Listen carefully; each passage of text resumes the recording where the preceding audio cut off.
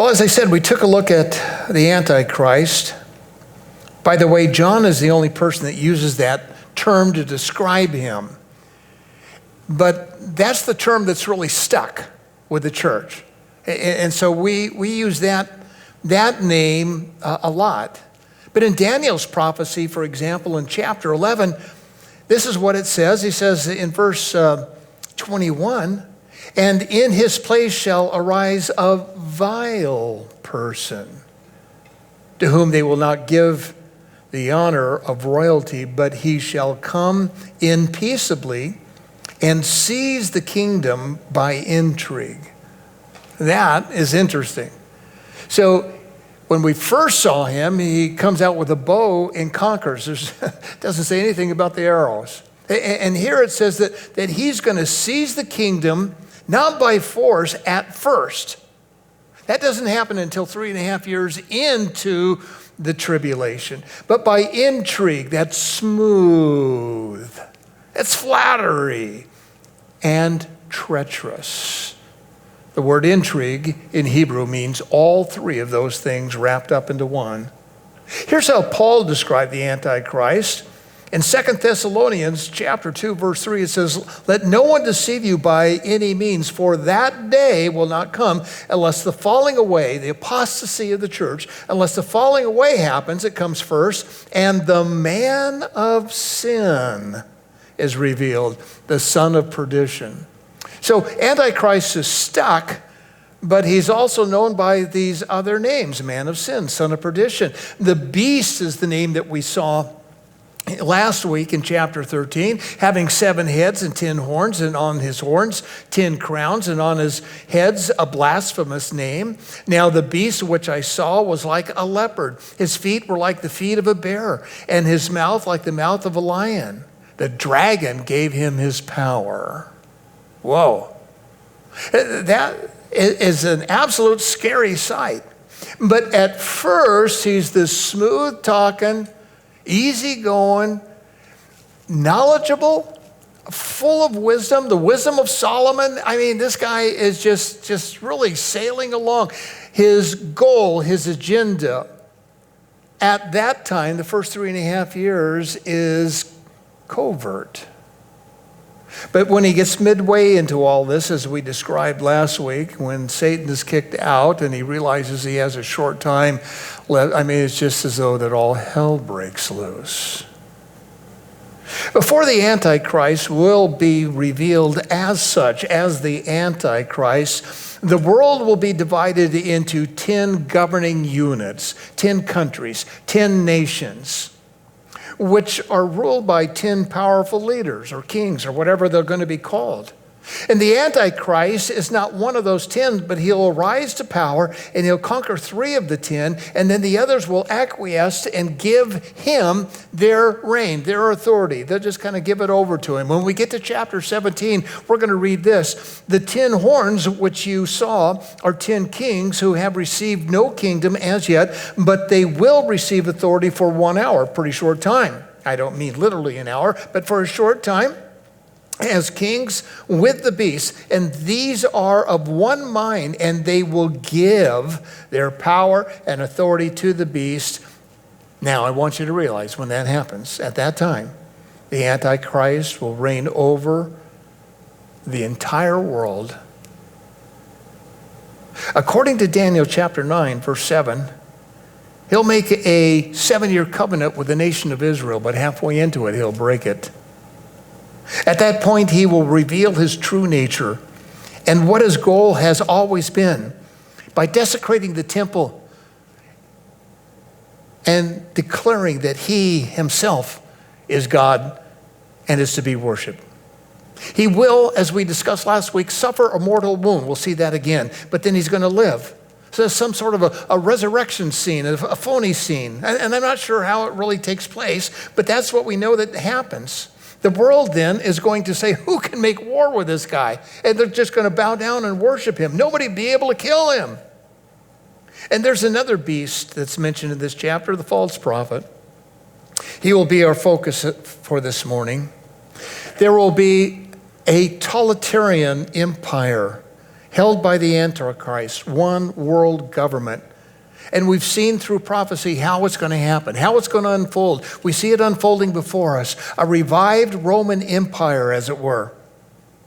Then we talked briefly about one world economy, that the Bitcoin or something like that is really going to be that monetary system to where it can actually be controlled by the one world government.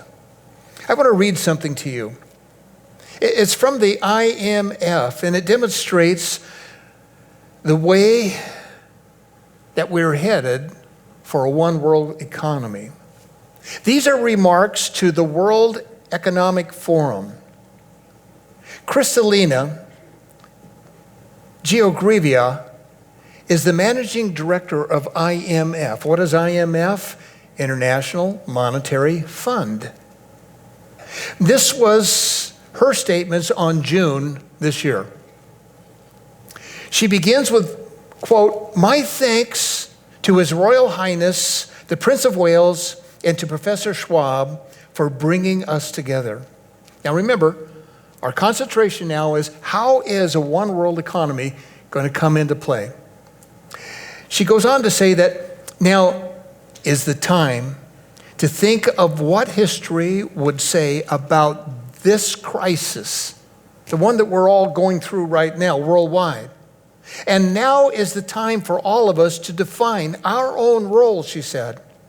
She said, will historians look back and say that this was the moment of a great reversal? Today we see very worrying signs. 170 countries are going to finish this year with a smaller economy than at the start of the year. And we already project that there will be more debt, bigger deficits, and more unemployment. And there is a very high risk of more inequity and more poverty unless we act. So, what would it take for historians to look back at this crisis as the moment of a great reset? From the perspective of the IMF, we have seen a massive injection of fiscal stimulus to help countries deal with this crisis and to shift gears for growth to return. It is of paramount importance that this growth should lead to a greener, smarter, fairer world to come. It is possible to do this, provided that we concentrate on the key elements of a recovery and act now. We don't need to wait, she said. At the IMF, we see some tremendous opportunities. First, let me talk about green growth. I don't think I need to read to you what she said about that. You can imagine for yourself. Second, let me talk about smarter growth. We know the digital economy is the big winner of this crisis. But we must not allow the digital divide to widen so that some countries and communities fall further behind. This would bring more pain than gain in the future. So it is critical that institutions like IMF support investments that will shrink the digital divide, working in partnership with the World Bank and others. There was more on this conversation as well. Then she says, let me take you to my third point, fairer growth. We know that if left to its own devices, this pandemic is going to deepen inequity that has happened in prior pandemics.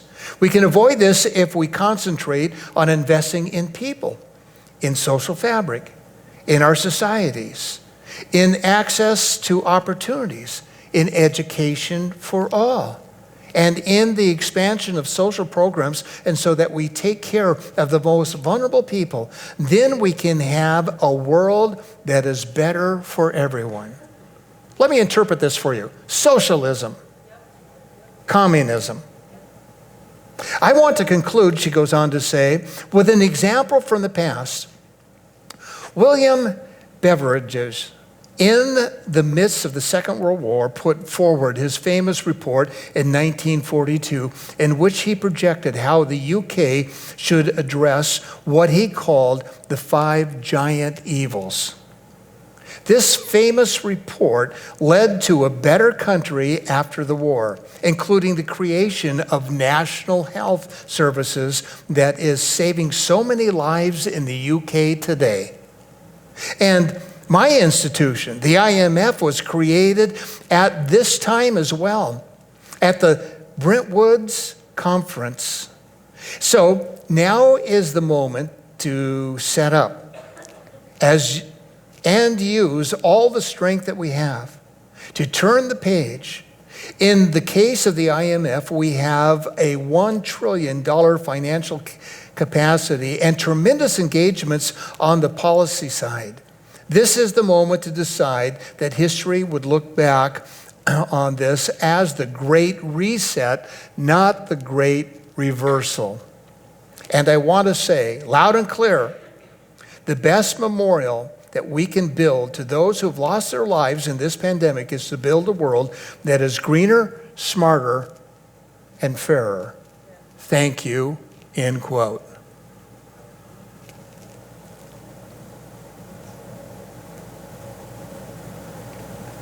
There isn't anything that science, technology, prophecy has to do prior to the rapture of the church and the tribulation to begin. And in the midst of that, in the midst of the tribulation, we wind up with a one world government, which we can see clearly now since we've taken the time to study that. We talked briefly last week about one world economy, and you see in the direction where that's headed. And I said, and we've been under attack this week. It's been revealed that cyber attacks have happened, and everybody's looking to Russia, and everybody else is looking to China, and we're pointing fingers at both of those particular, and rightfully so. But I said, keep your eye on Europe. This is coming from the UK. This is coming from Europe. And we see that when the Antichrist sets up everything, it's going to be in Europe, in the Middle East as well. Maybe this pandemic was purposeful, and it was China's plan to regain its grip on the world, which it lost under the current United States administration. That's what some have suggested. Maybe it was an accident. By the way, there's an article that just came out yesterday. Time magazine happens to be, I think, New York Times, not Times Magazine, but New York Times had partnered with another publisher, and they've stated, how back in February of this year, one of their leading scientists, a doctor, who died of COVID in February 2020, by the way, he was trying to warn the world of the pandemic. They took charge of their media. They took charge of their internet. They wouldn't let anyone speak about his name or what happened to him. They wouldn't let anyone in China. They controlled all the things that were going out, and that affected the media worldwide. Maybe it was just an accident, and the World Health Organization accidentally mishandled the crisis as well. At any rate, kings and kingdoms, big and small, have used this pandemic to control and manipulate people, some perhaps with good motives, others simply because they can.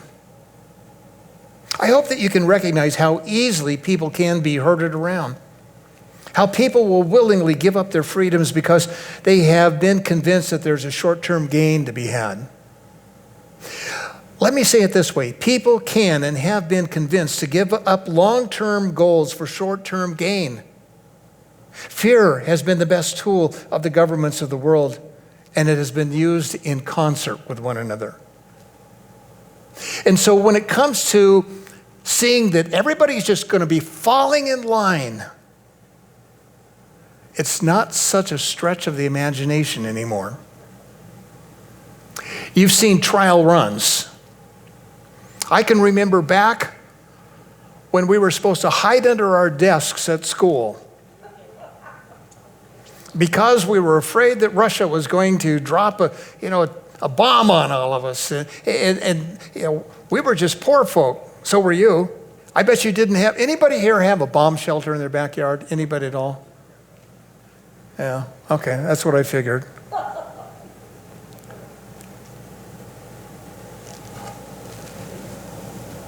Manipulating people with fear. So now, after my brief introduction, let's talk about one world religion. Begin reading in verse 11. Then I saw another beast coming up out of the earth, and he had 2 horns, like a lamb, and spoke like a dragon. And he exercised all authority of the first beast in his presence, and caused the earth and those who dwell in it to worship the first beast, whose deadly wound was healed. He performs great signs, and so that he even makes fire come down from heaven on earth in the sight of men. And he deceives those who dwell on the earth by those signs which he was granted to do in the sight of the beast, telling those who dwell on the earth to make an image to the beast who was wounded by the sword and lived. He was granted power to give breath to the image of the beast, that the image of the beast should both speak and cause as many as would not worship the image of the beast to be killed. He causes all, both small and great, rich and poor, free and slave, to receive a mark on their right hand or foreheads, and that no one may buy or sell except one who has the mark or the name of the beast or the number of his name. Here's wisdom. Let him who has understanding calculate the number of the beast, for it is the number of a man. His number is 666. Notice the similarities and the differences of these 2 beasts in this one chapter. They're both referred to as beasts, but the first beast came out of the sea, empowered by demons from the abyss, and even Satan himself, and out of the sea of humanity, or the sea, representing, in that day and age, instability, turmoil. And this beast is out of the earth, a bit more stable. Many assume that the false prophet, which is the beast, which this beast is called in Revelation 19, will be a pope, and that the second beast will also be demon-possessed, and he receives his power from Satan as well. He looks like a gentle lamb with 2 horns, but speaks like a dragon. Also powerful, speaking of the horns, but not as powerful as the first beast. Look at the innocent enough individual that's there. Just a lamb. But out of his mouth comes the message of the dragon. We've already studied and understand that that is Satan himself. Satan is a liar and the father of lies, we know. And so out of the mouth of the false prophet is nothing but convincing, damnable lies. Just as with any false teacher today, their message is deceptive and it leads people astray. His mission, verse 12, he exercises all authority of the first beast in his presence and causes the earth and those who dwell in it to worship the first beast whose deadly wound was healed. Worship. The Antichrist, who desecrates the temple and demands to be called God. One God. Can you imagine that today? Think of the Hindu and the Buddhist, the Catholic and the Muslim, the Protestant and the agnostic, all agreeing that there is but one to be worshiped, one God, and that one is the Antichrist. You know what is really scary about all this? I mean, as we take a look at what's going on here, we've got one beast with all these different animal-like characteristics attributed to it and all these it's just the scariest thing you've ever heard of. But really the scariest thing is this. Paul writes to the church of Thessalonica, chapter 2, verse 9 and following, and he says this: the coming of the lawless one, that's another name for the Antichrist, is according to the working of Satan with all power, signs and lying wonders, and with all unrighteous deception among those who perish, because they did not receive the love of the truth, that they might be saved. And for this reason, God will send them a strong delusion that they should believe the lie, that they all may be condemned who do not believe the truth, but had pleasure in unrighteousness.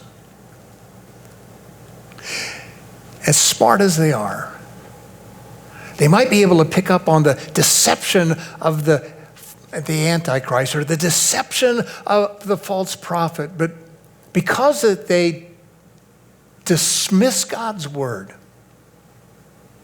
threw it aside, didn't regard it at all, didn't have a love for the Word of God, God sends a strong delusion that they would actually believe the lie of the false prophet.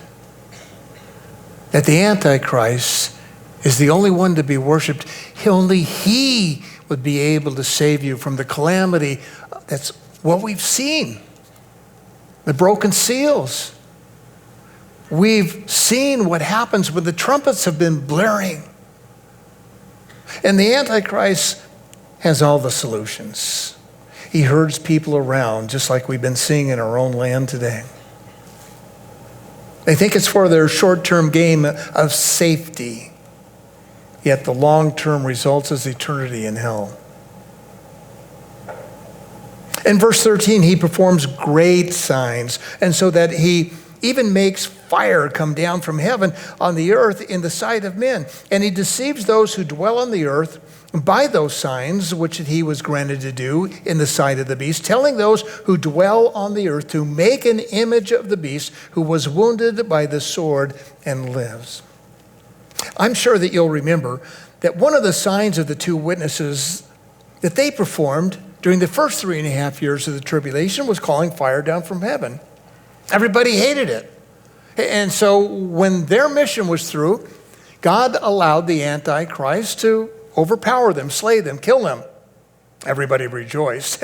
We don't want to have any more fire coming down from heaven. And yet when the false prophet does it, we're okay with it. I mean, he's doing it to get everybody to fall in line. He's doing it to get people to worship the Antichrist like we're worshiping the Antichrist. It's okay with them. It's a totally different story now when it comes to, that's the delusion. Something that was so offensive, so frightening to them in the past is something that is just kind of like makes sense now.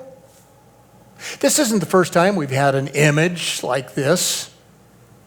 You'll remember, because we took some time to take a look at Daniel's prophecy, that there was a king by the name of Nebuchadnezzar, and he had a dream. God gave Daniel the interpretation of that dream, and he said, okay, here it is, King Nebuchadnezzar. This statue that you saw, this image that you saw, the head was made of gold. That's your kingdom, King Nebuchadnezzar. And then the chest is made out of, and it just went through all the future empires. They hadn't happened, and yet Daniel prophesied all of them with the different metals going all the way down. Well, King Nebuchadnezzar took that under advisement, but he didn't like it very well. How do I know that? He made a 90-foot statue of gold, all gold. No silver, no bronze, no iron whatsoever, all gold. And guess what he did? He demanded that it be worshiped. It was an image of himself, an image of his kingdom. And in Daniel chapter 3, verse 4 and 5, then a herald cried out, to you it is commanded, O peoples, nations, and languages, that at the time that you hear the sound of the horn, flute, harp, lyre, and psaltery, In sympathy with all kinds of music, you shall fall down and worship the gold image that King Nebuchadnezzar has set up. Everybody did, except, in verse 12, there are certain Jews who that you have set over the affairs of the province of Babylon, Shadrach, Meshach, and Abednego. These men, O king, have not paid due regard to you. They do not serve your gods or worship the gold image which you have set up. And so what happened? Well, they were to be killed. Oh, deja vu of what we're seeing in the book of Revelation. Here's the image, and if you do not worship what that image represents, then you'll be killed. So he threw them in the fiery furnace. God rescued them. We know that. This image that we see, though, in Revelation 13 is not simply a statue that can't move, that can't speak. Verse 15, he was granted power to give breath, life. Let me say it this way, life-likeness to the image of the beast, that the image of the beast should both speak and cause as many as would not worship the image of the beast to be killed. False prophet gives the image, not just a statue that can't breathe, can't move, can't talk, can't do anything, stationary statue, not like that at all. He gives breath, he gives life likeness to the image. And the false prophet also issues the decree. If you don't worship the Antichrist, you'll be killed. This image is very lifelike. I've been telling you, everything is in place for one world government. We understand that now. One world economy. I think we have a better grip on that by now.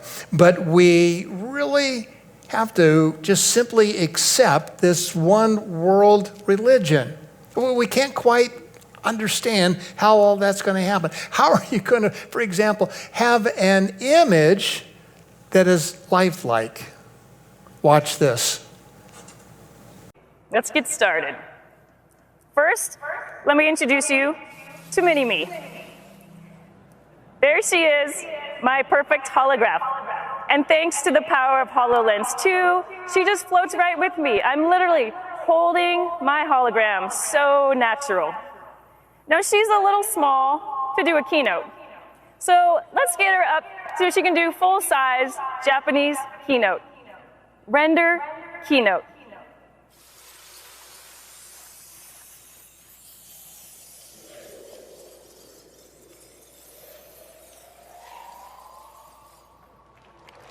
ホログラムになることには本当に驚くべきことがあります。私たちは最新の複合現実キャプチャ技術を使用し、私のホログラムを作成しています。実在の人物をホログラムとして見たことがあるかもしれませんが、私が実際に日本語を話しているのが新しいのです。私は日本語を話しませんが、私の声とホログラムは完璧な日本語で話しています。これはニューラルテキスト読み上げと呼ばれる最新の人工知能技術、いわゆるニューラル TTS を使用しています。私たちは自分の声の録音を使用し、私のように聞こえる私自身の個人的な音声署名を作成します。日本語からフランス語、ポルトガル語まで話せます。今、この技術は私たちが働き、遊び、生活する方法に関して、世界中の国境や障壁を取り除くことができると想像してみてください。まさに SF が現実になるところです。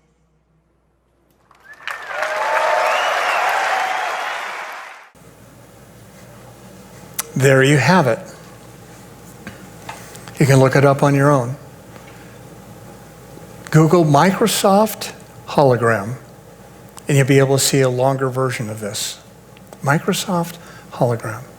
You say, yeah, Gary, but not everything is just quite like you say it. You're saying that all the technology that we need is in existence for the rapture to take place and all this to happen right now. But I notice that you have to have those goggles on to be able to see this hologram. Well, yeah, right now. And right now, many people have 3D televisions in their living room today. You're not going to need that. This is no quantum leap. to be able to get there. Did you notice that the hologram was the spitting image of that lady? And did you also notice that that hologram spoke another language? As she spoke it in English, it spoke in Japanese or German or French or Portuguese. All over the world, people will be able to see the image of the beast, hear the image, speak in their own language, and we have just restored the Tower of Babel, which was built for worship, and this hologram is built for worship as well, the worship of the Antichrist. As I keep claiming, everything is in order for the rapture of the church to take place and the tribulation to begin. It's coming, and I pray that you're ready. But what about those whom you know won't be ready? What do we do? Well, I've been encouraging you to share with them, share what you know about the coming events that will be taking places. I'll tell you what, right now, there's people at home, and you're watching this as we're going through this live, and it's streaming to you right now, and that's really great because we can reach out to our church family, we can reach out to others. There's some of you here that have relatives that are living in different states that are watching this right now, and we're glad that you are. You can not only watch live, but you can go back and you can pick this up and watch it again later in the day, later in the week. You can watch it as many times as you want until there is one world government who will control the internet and everything that's on it. Just like China did with the outbreak of the COVID-19. Just like we've seen in our own country, where the internet has controlled what you've seen and what you heard. But that is nothing in comparison to the control that the revised Roman Empire under the Antichrist will have. And so you can't say, well, in case we're all raptured and you're left behind, then I want you to turn on to, the YouTube account of my church and watch all these things so you'll know. This is what I'm advocating. Give them a Bible. Give them a Bible. I'm going to tell you a story that I've told before, but it bears repeating right now. I have a friend by the name of Roberto. He was a young boy growing up in Cuba, living in the home of American missionaries. He learned to speak English. Then Castro kicked out all of the missionaries from all over the world. And there he was, there on the campus of where the church was. People came and said, would you keep the church going? He said he would. He was shortly arrested and thrown into prison for a total of 5 years. He had a small Bible. He buried it in the prison yard. And when he could, he would dig it up and read through it again and again and again. They're not going to have the dependability of the internet as we know it today, if it's dependable.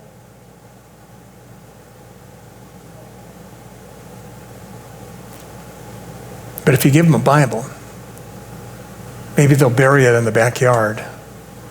And when they can, dig it up and see the things that you and I are studying this very day. When we close, I'm going to give you a warning that Jesus gave.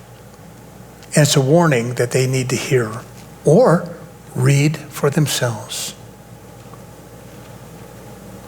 Verses 16 and 17 says, he causes all.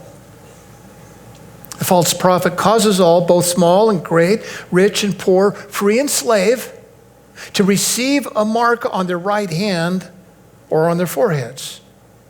And that no one may buy or sell except one who has the mark or the name of the beast or the number of his name. Your Bitcom account, or whatever it is at the time, will be totally frozen if you don't receive the mark of the beast.